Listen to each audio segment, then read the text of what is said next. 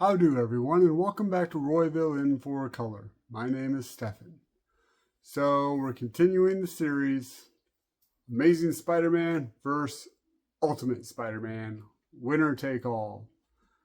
And I really don't know about this week, so let's just get into it.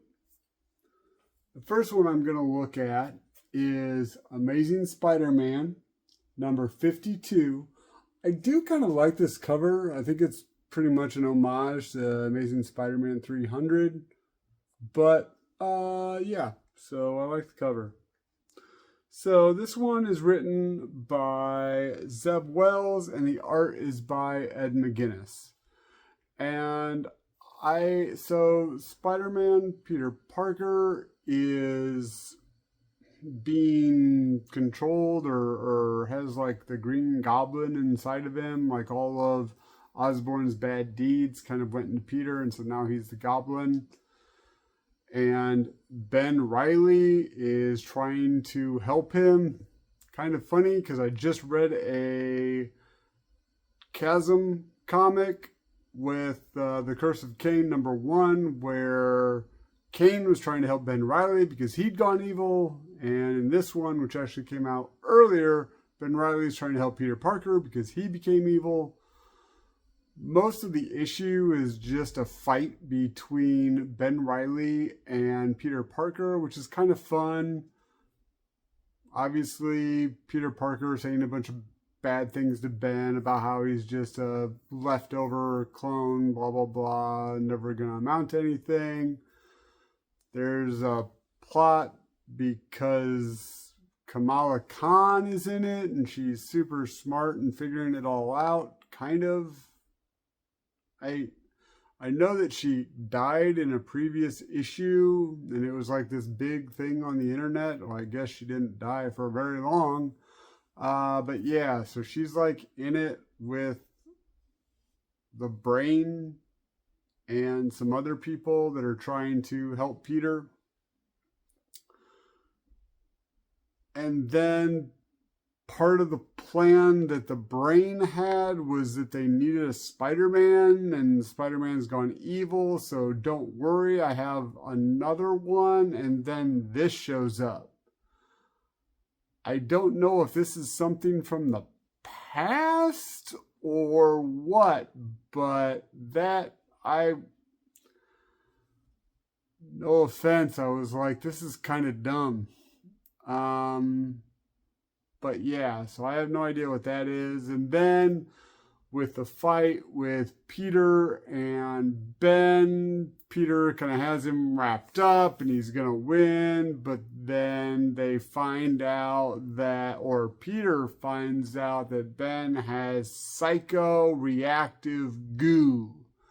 And it gets on him and it suppresses the Green Goblin, and he's able to get the spear that pierced him and gave him the Goblin psyche. And then figures out that, he needs to go stop Norman Osborn. So he swings off on his webs to go stop Norman Osborn, figuring out that the goo's probably not going to last forever, so he needs to do this now. There's a plot that Norman Osborn is putting everything in Peter's name, probably to set him up. Yeah. So this is Amazing Spider-Man 52. And then I have the next one, Ultimate Spider-Man #6. I really like this cover. So this one is written by Jonathan Hickman, and the art is by Marco Cicchetto. I hope I said that name correctly, Marco.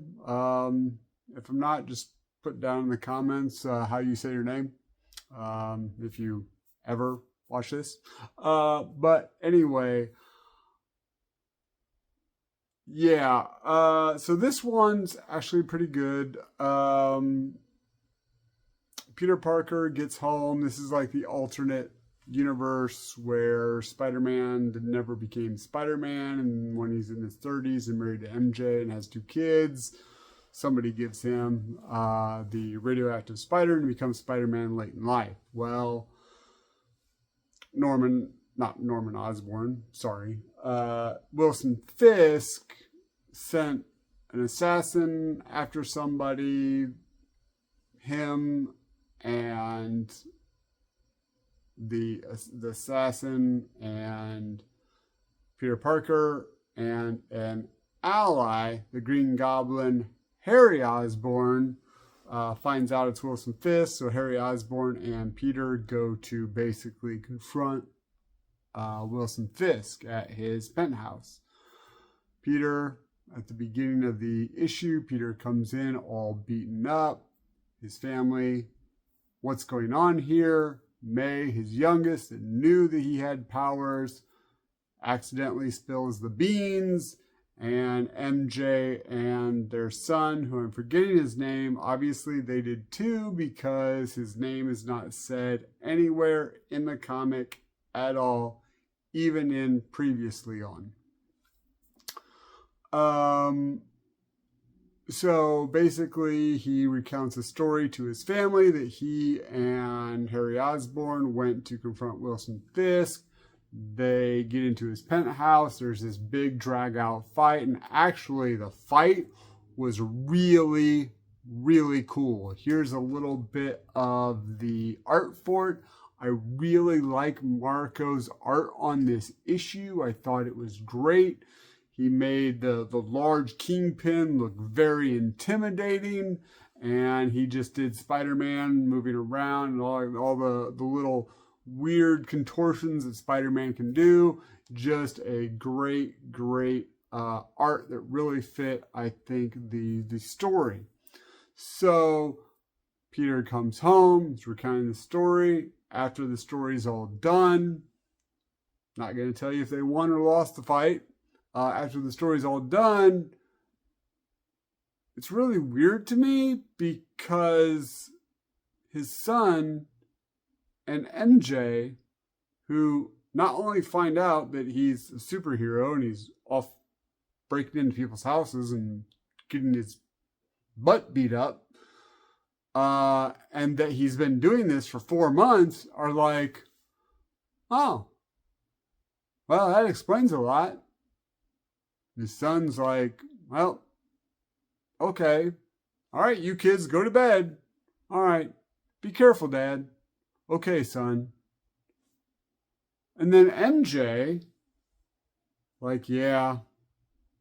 Peter says to MJ, I guess I'm really in trouble. You're really mad. No, I'm not mad. I'm scared. But it's kind of impressive that you want to do this and be a hero, basically. Okay, cool. So you're not mad? No, I'm good. So you're strong and pretty cool at it? Yeah. You want to see the costume, MJ? Yeah. So we need to get a name for you. And then they swing off into the distance on his webs, and she's like, you're Spider-Man. This left me a little dry because that was it. I would think that if I told my wife I'd been a superhero for the last 4 months and I come home with my butt kicked, that she's going to have a little bit more reaction than, how do you look in the suit? Like, I thought I've been really liking this series, but I think, I don't know, maybe they're going to come back to it. Maybe Jonathan Hickman just needed to get through it, this issue, and she'll figure out that she's kind of a little scared and needs to talk to Peter about it. I just thought that the 2 family members that didn't know anything about this before that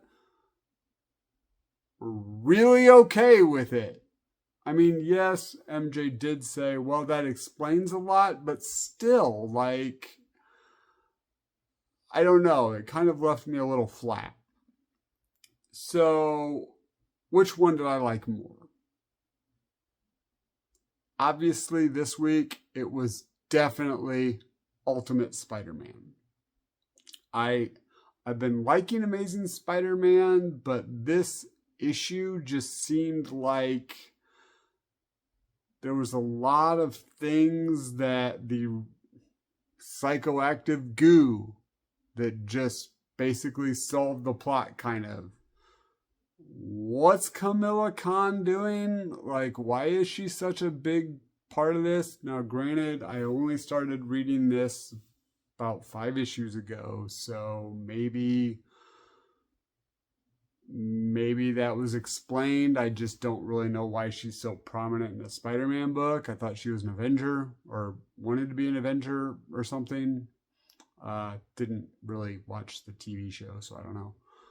Or read her comic.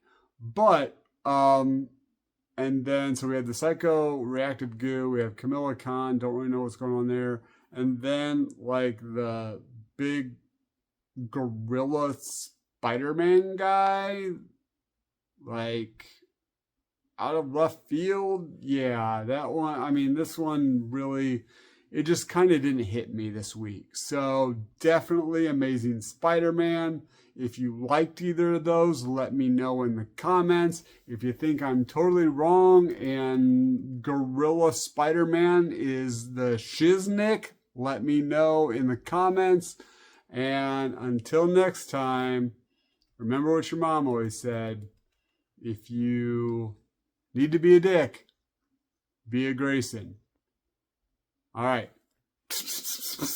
Keep reading.